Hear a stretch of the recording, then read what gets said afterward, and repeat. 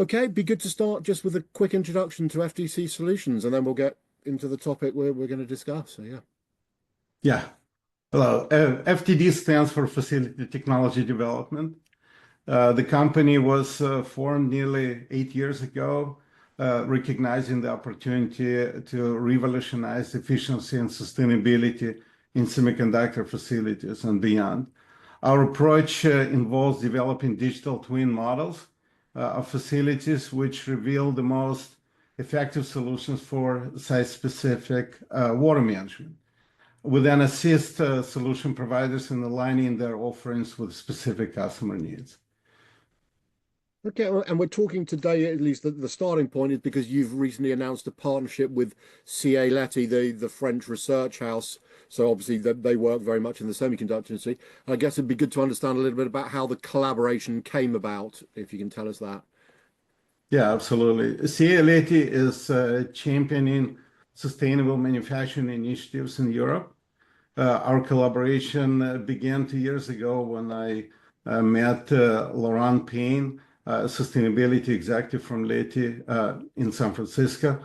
Our shared mission became clear immediately. We initially collaborated on developing a Leti site water model and water conservation for their facilities in Grenoble.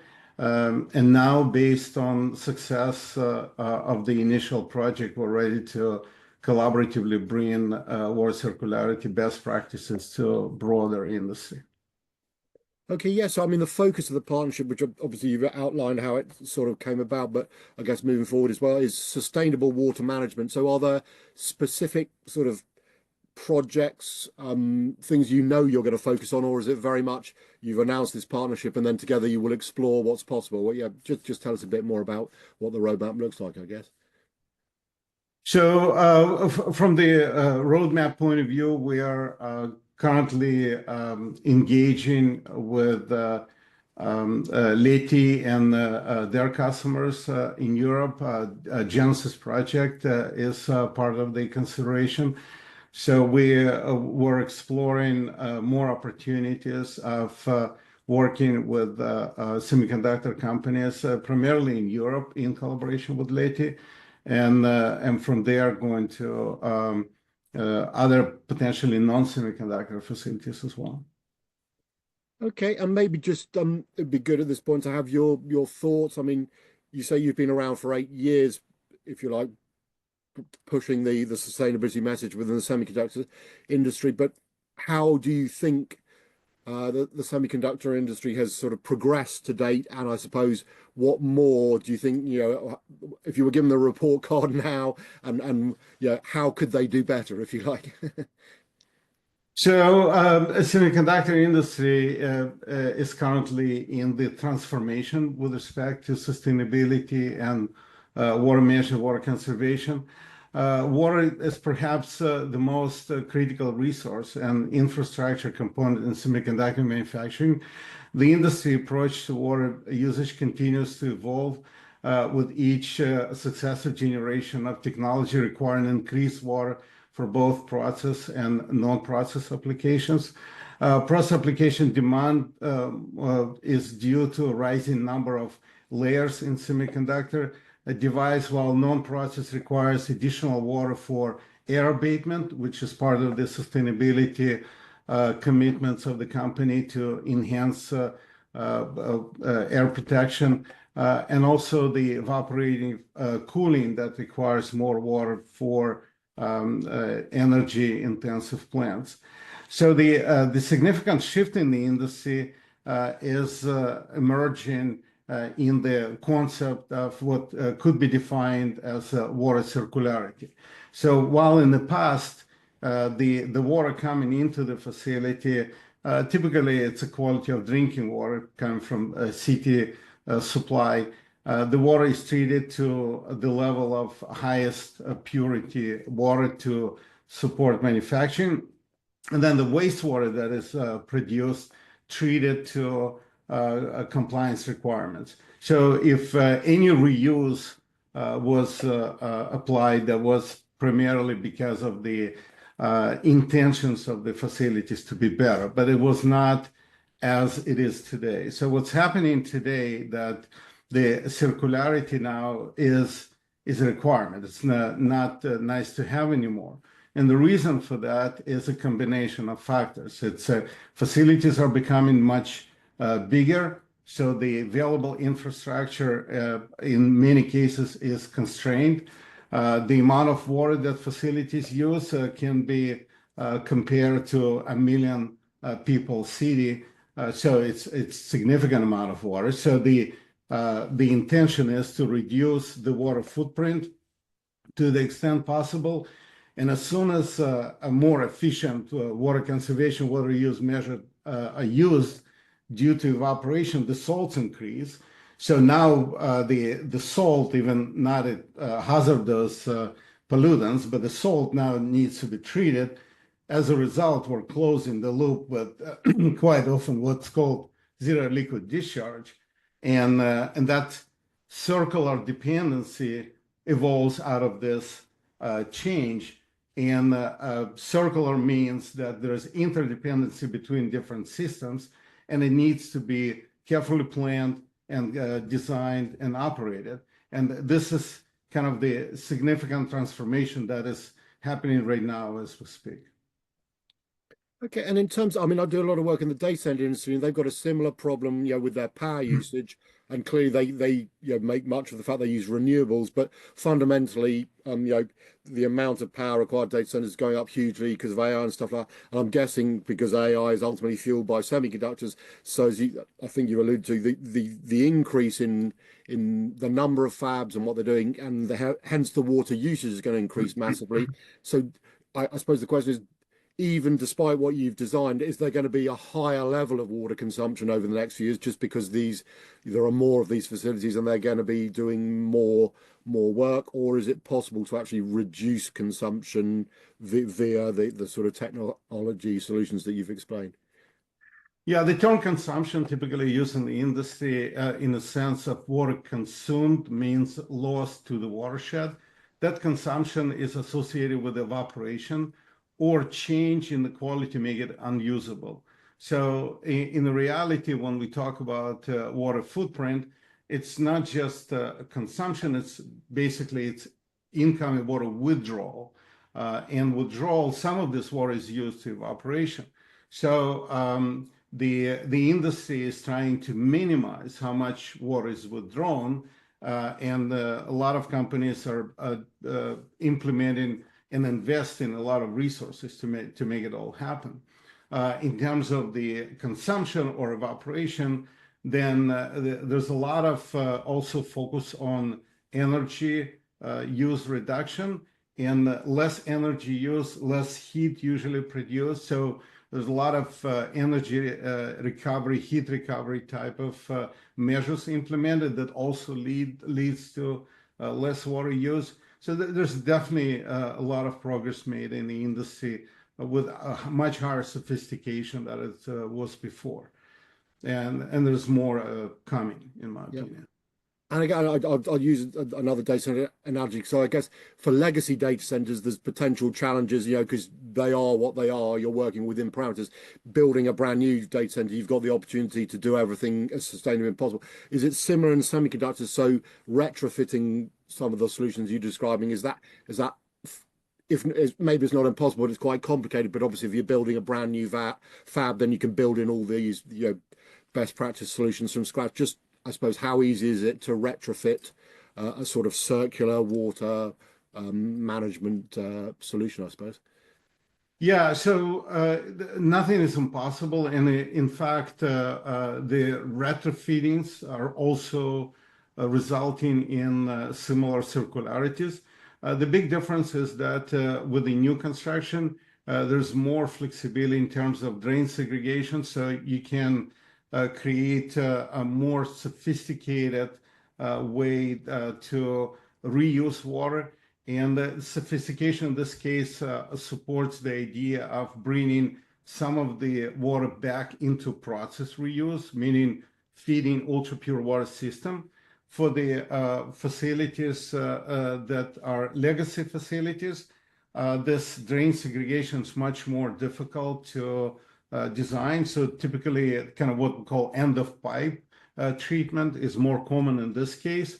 And it doesn't necessarily mean that the water cannot be treated, reclaimed, reused, even for process application, because for legacy facilities, they're a little bit less susceptible to the risk associated with yield and reliability in manufacturing process due to higher robustness of older generation of technology compared to the newer ones. And are the is the industry fully on board with the sustainability angle for sustainability's sake, or is it the attraction that I guess they can save reasonably large sums of money, because if they're not having to pay their local water utility for vast amounts of water because they are reusing it, that's quite attractive as well. So do the two go hand in hand, or just describe, I suppose, how you first get a semiconductor fab or whatever excited by the idea of circularity? So everything what you mentioned, everything is relevant, and I don't think there's a consistency in the motivation and drivers. In some cases, the driver can be a purely infrastructure driver. There's not enough infrastructure available, and you have to close the loop and use less water.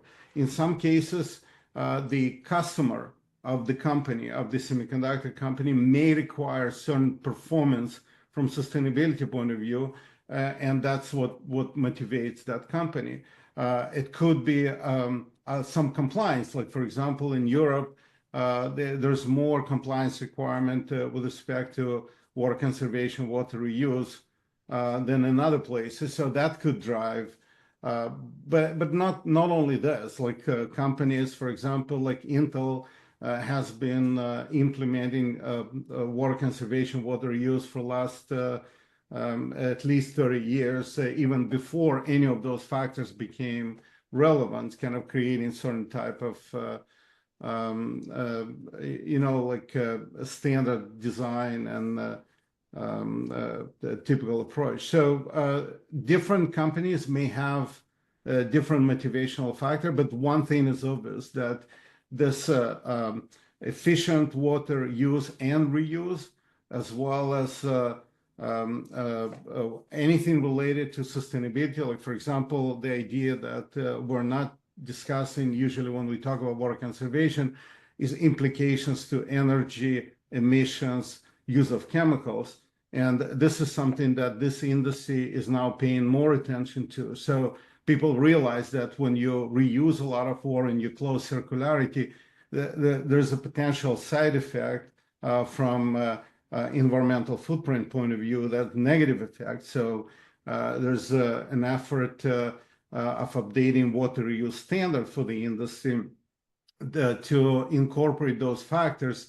So when people make decision about circularity and water reuse, that they would take into consideration the other aspects of environmental footprint. So it's a fairly complex idea when we talk about circularity, just simply because it's relatively new in the industry. And a lot of this circularity has now been built, and people don't even know yet the full extent of the implications of what has been built right now. I'm just wondering as well, I mean, as we know, Arizona is if you like the center of the semiconductor industry in the States, and is, I guess, fairly water stressed part of the world as well.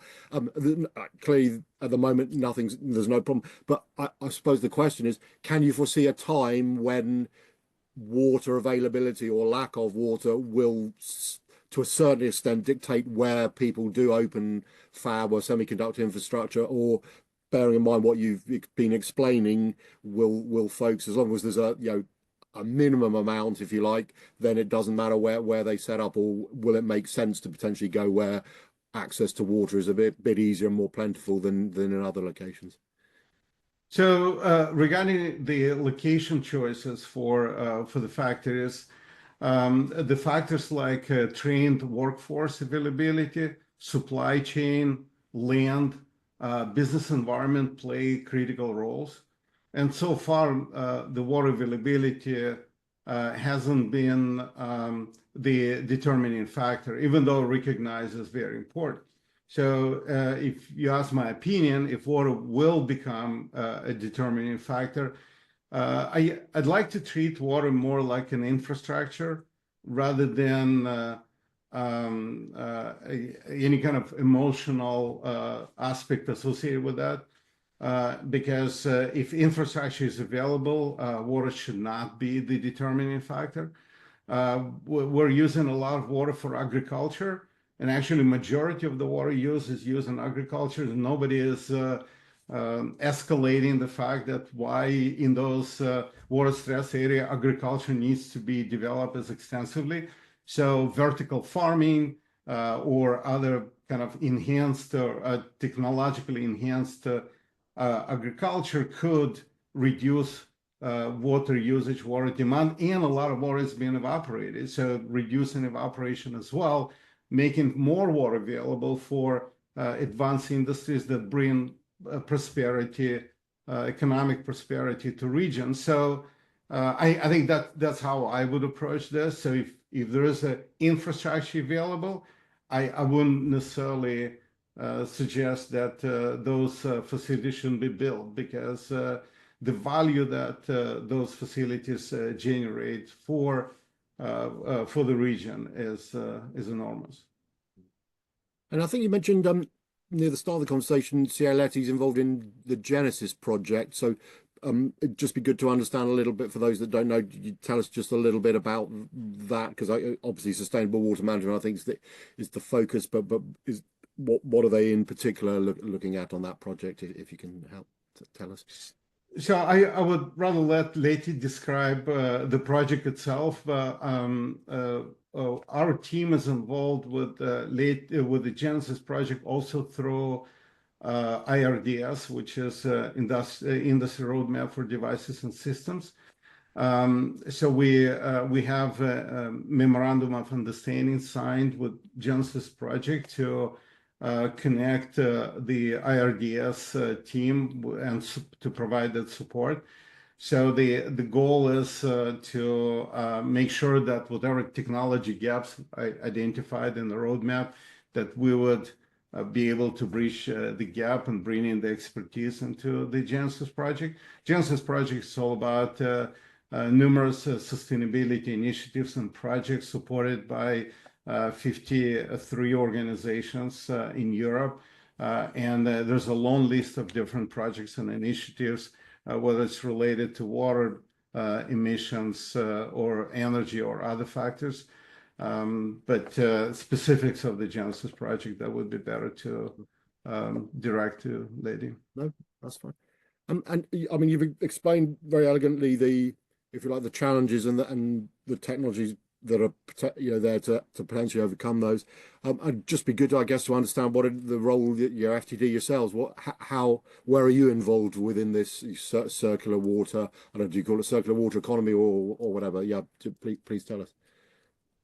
Yeah, so when we talk about sustainable water management, kind of the most important is, in my opinion, the success relies on continuity and consistency of data-driven decisions, more so than technologies. There are plenty of water technologies are available and can be used to solve the problem. But what's happening in the complex facility, in the dynamics of the facility operations, changes that are happening in the process, or if we come to execution, whether it's building new facilities or upgrading, there are a lot of dynamics that are happening. So even if we envision the most efficient circularity build or upgraded, it is the kind of the sequence of the data-driven decision is particularly important. And in this case, the role of FTD is to enable those decisions with what we do best, meaning we build those digital twins, water models of those facilities. We make data visualization possible and produce what we call actionable insights that all supports those decisions that people need to make.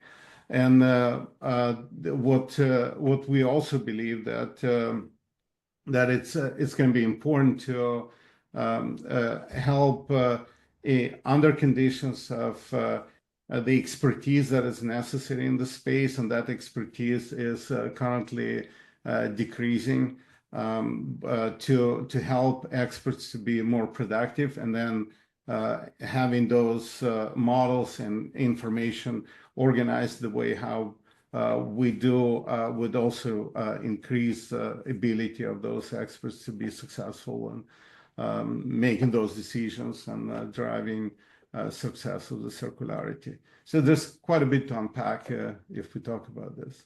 Yeah, and in terms of, I mean, I guess for digital twins and AI, more generally, the potentially the end goal is to have complete automation so that humans are potentially, taken out of the loop because the intelligence has learned, it continuously learns and therefore, can see what's going on and predict, etc. I mean, is that where you're sort of potentially heading, or do you think you will always present, as you say, very detailed information, which a human being will then go, okay, it's for me to make that decision? Or can you foresee a time when your system just says, okay, we've seen this, 10 times before, so we know what's going to happen, so we know what we need to do, and we don't need to tell anyone, we'll just manage this situation ourselves? Just, I suppose, your thoughts as to, where humans and AI will or won't interact. Yeah, so AI is definitely coming into our life much faster than we expect, and that includes all the areas of technology and engineering. What I believe that where AI will probably stay more in the support role is when critical decisions need to be made. And when we talk about decisions, we're talking about spending, we're talking about risk, we're talking about performance. And it's hard for me to imagine that if there's a group of people making decisions about multi-billion-dollar spending, that this decision is going to be made by AI. So the role of FTD in this case, and we are, I don't see any tension or controversy in enabling those decisions through data visualization, through those what we call actionable intelligence, actionable insight. So basically bringing all the informational resources and technical resources built into the platform, into our software, to those decision makers. In this case, we're definitely helping organizations, whether they have more AI intensity or less AI intensity. At the end of the day, this is not going to change. I don't believe this is going to change. What will change, that AI will displace all the recurring type of activities and work, and make human intelligence more powerful in decisions that need to be made. And in this case, we're definitely on track to enable this in the future. And in terms of the data, because as you say, the data is the critical thing. Do you, to help me understand, do you help semiconductor organizations to, if you like, access all, because there's structured data, there's unstructured data, there are all these different, and I guess is it a data lake is the end where you're wanting to be, so you've got one powerful data source? Or how do you help people, if you like, on the journey from the raw ingredients they have to turn it into, as you say, actionable insights that will help them with what we're talking about? So there's one idea that we didn't mention in this conversation is the fact that water is local.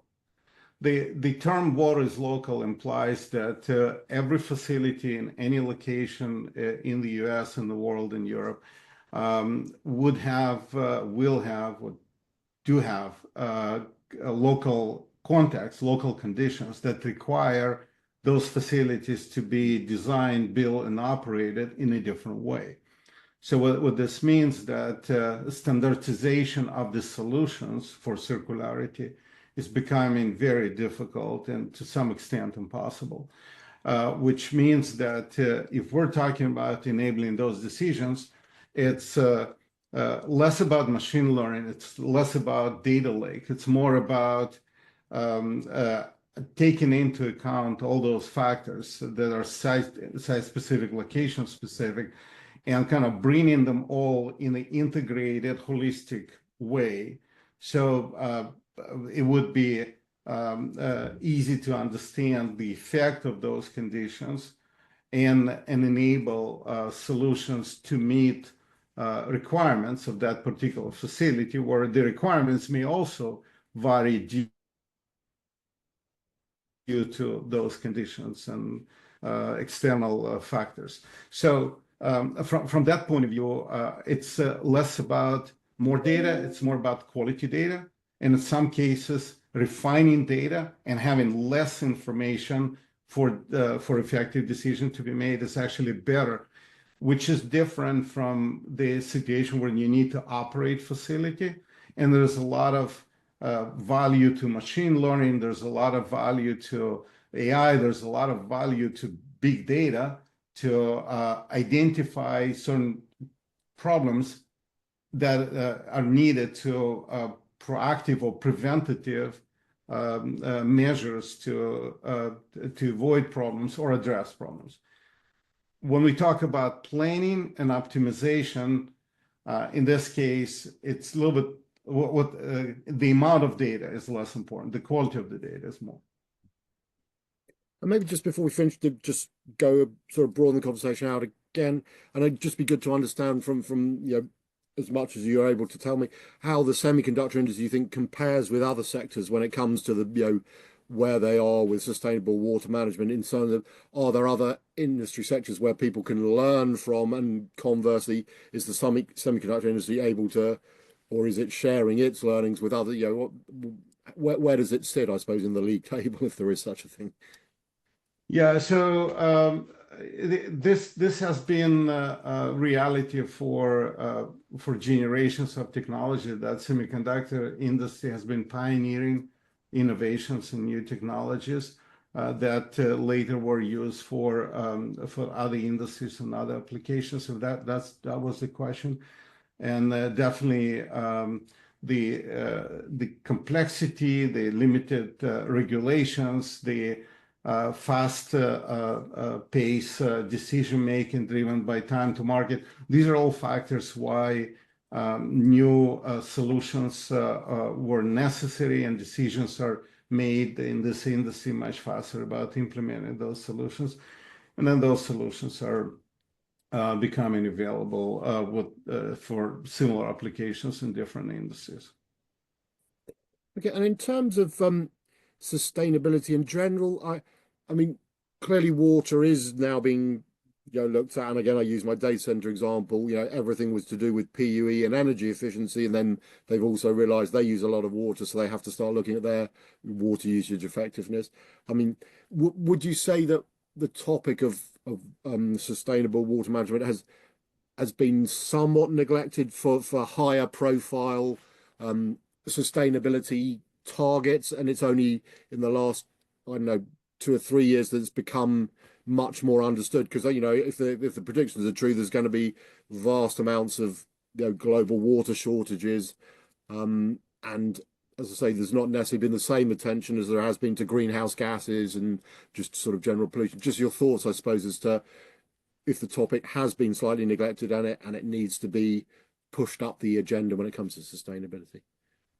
Yeah, it is often true that water scarcity receives less public attention than global warming, partly because water access is generally guaranteed and subsidized by governments. So I personally believe that energy and carbon emission challenges will likely be solved faster than water scarcity. In this case, we must proactively manage water usage to create time, to basically buy time for developing necessary water infrastructure, such as desalination and improved waterways. And effective water management today reduces demand and frees resources for infrastructure development. So the point is that there's no lack of water on this planet. But the development of infrastructure to make fresh water available, drinkable water available for the economy, for people, for industry to use, that requires resources and time. And that's why I think that whatever individual companies can do to reduce water demand definitely helps to address the infrastructure problem. And maybe just finally, back to yourselves again. Anything you can share as to what you're looking at into the future? Is it more of the same? You're looking to develop more solutions? Just whatever you can share as to where you're headed. So what we're doing, we're basically at the early kind of phase of bringing our innovation to the industry, and from the kind of our own roadmap point of view, our goal is to engage with as many industrial facilities as possible to scale that innovation and help as many companies as possible to optimize their water use while minimizing costs and risk for their facilities. And I believe we're uniquely positioned to support significant industrial facility needs fast and effectively.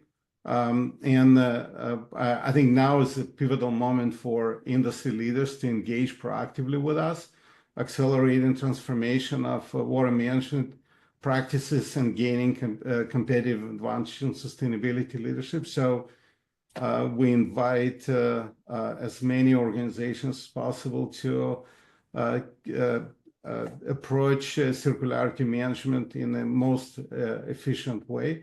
And in our roadmap, we continue exploring similar opportunities with energy, with emissions, and accelerating what we do and making it as cost-effective and efficient as possible.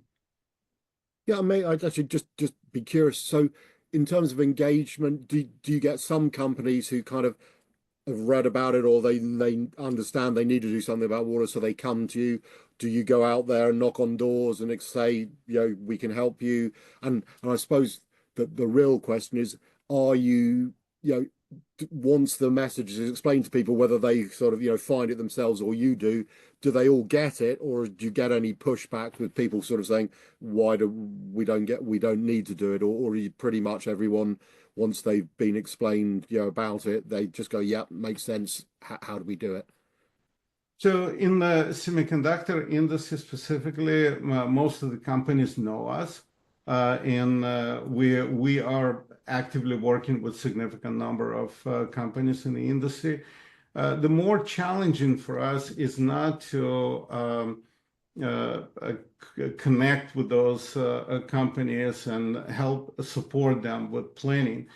What we're finding a little bit more challenging is the idea that it's not enough just to envision and plan efficient circularity. The execution for that plan and ability to go through all this processes of construction management and the forces involved in constraints, where the constraints of technology is available from a given supplier, or integrating different portions of the scope of the project into one circularity to support interdependency, or continuous operation with a proactive risk management in the circularity. So this is the journey that we're going through to find to basically a lot of practices that circularity requires those practices don't exist. Those standards don't exist, how to manage circularity. So therefore, kind of either people realize that it's needed because they experience some failure and problems, and they start kind of onboarding on that journey of circularity management. That's what we offer and propose. Or in some cases, we have customers who were kind of visionary enough to understand the challenges of circularity. And then in this case, this journey begins sooner and the outcome is more positive. So from this point of view, it's more, I would say, level of thought leadership and transformation in the way how we develop new habits. Just to give an example, when we talk about water systems in semiconductor facility, every system has its own standard, has its own resource, has its own practice staff, trained staff, and every system operates quite effectively. What doesn't exist in this industry is realization that the entire circularity now becomes a system. It's an organism. And the importance of managing that circularity as one system is something that people are still revealing and realizing. So as soon as they realize, it will become obvious that whatever they do for individual water systems is required for the whole water circularity. And that's part of the journey, part of the process where we are, and takes time.